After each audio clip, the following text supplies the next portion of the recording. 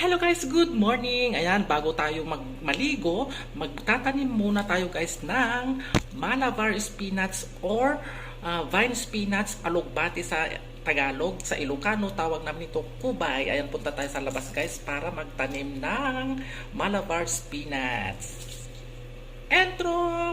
Pasok!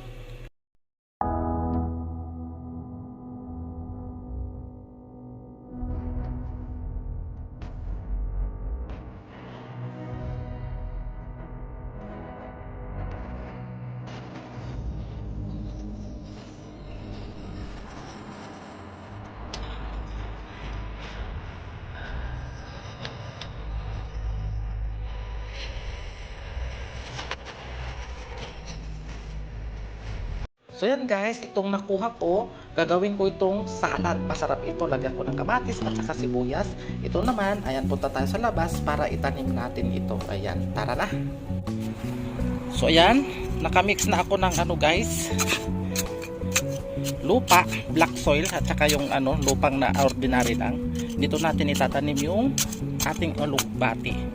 Ayan. So ayan, magtatanim na tayo guys.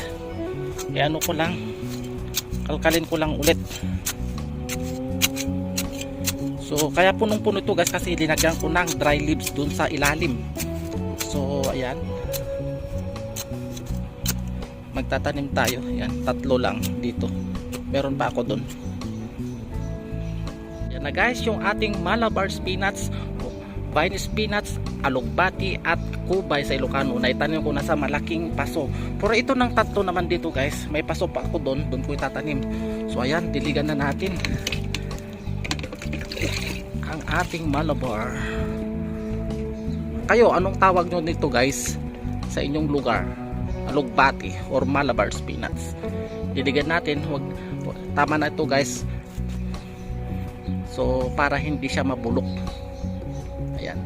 So ayan, update ko kayo guys kung mabubuhay ang ating Malabar spinach. Thank you for watching. Magtanim-tanim tayo guys para free tayo sa mga gulay-gulay na yan. Ayan.